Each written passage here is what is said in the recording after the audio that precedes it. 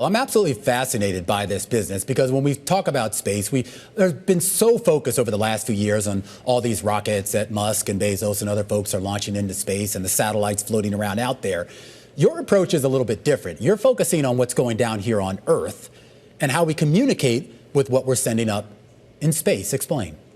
Yeah, absolutely. I mean, ultimately at Northwood, we want to put space to work for people on Earth. And our hot take is that the big problem to solve doesn't start in space. It actually starts on the ground. And so that's why we're building a network of antennas on Earth that connects to space and it enhances what space missions are capable of. I think folks, don't really necessarily realize how integrated space is into our everyday lives. When you're swiping a credit card, when you're turning on a light switch, you're connecting to time signals that are being sent from space to keep the grid on and allow financial systems to run. And so for us at Northwood, we want to protect those critical services, but we also think that that's just the beginning of the story of what space can do for people on Earth. So we're building a network of ground stations that satellite businesses can use as a foundation to do more ambitious things. So forgive me for the dumb question, but why doesn't this already exist, these ground antennas, or do they?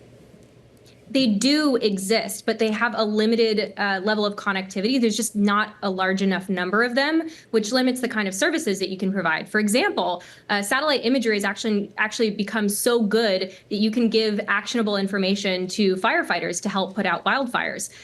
So it's not actually the tech that's on the satellites that limits the potential for that, but it's the fact that they can't reliably contact the ground within a time period that's relevant enough, like 15 minutes, in order to actually have those images taken and deployed to the firefighters on the ground. So if they were able to have more capacity and more connectivity on Earth, then that changes what those missions are capable of. And it also opens up a whole lot of other mission possibilities as well. With regard to what you're doing, as well as some of your competitors, or as well as other folks adjacent to you in this space, how much of this is just being driven by private companies like yourselves, and more importantly, private money?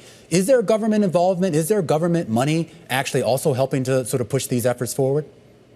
Yeah, I mean, the government has very similar problems. They're also dramatically under capacity. And so one of the problem areas that we're focused on in our early days, we ultimately are building a network that aims to serve the majority of satellite use cases.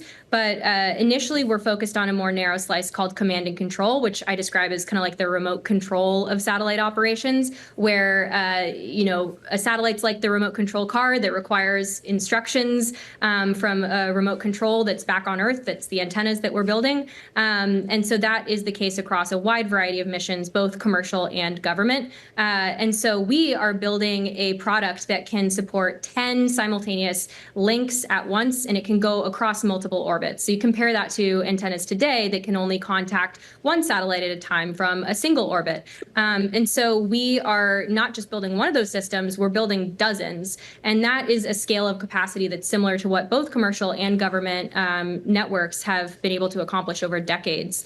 And so we're seeing both government and commercial appetite for more of those kinds of services. With regard to controlling the antennas and more importantly, I guess, getting the data up, from them or pushing whatever data you need out of them here, is that done from like a centralized location, or do you have to actually be in close proximity to where these antennas are? So that's controlled by the customer. The customer controls being able to direct their satellite. We're just a pipe to send the data.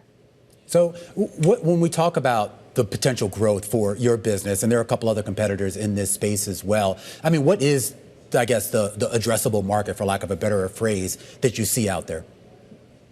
The addressable market is the space industry. The solution that we're building is a common set of infrastructure that's required across the entire industry. So I like to think of infrastructure from space kind of in three core pillars. There's the things that you put up into space, which are satellites. There's the way that you get them up into space, which is launch. And then there's what you can actually do with them once they're up in space. And if you don't have a ground network, then you just have a bunch of expensive metal circling the Earth up in space. And so it's the ground network is that core common piece of infrastructure that sits across the entire space industry. So the market, you could say, is quite large. And are you already planning a next funding round, or is it too early to talk about that? We're focused on building. We have big ambitions, as you can imagine, aiming to build a global network. We're planning to actually be multinational operations this year.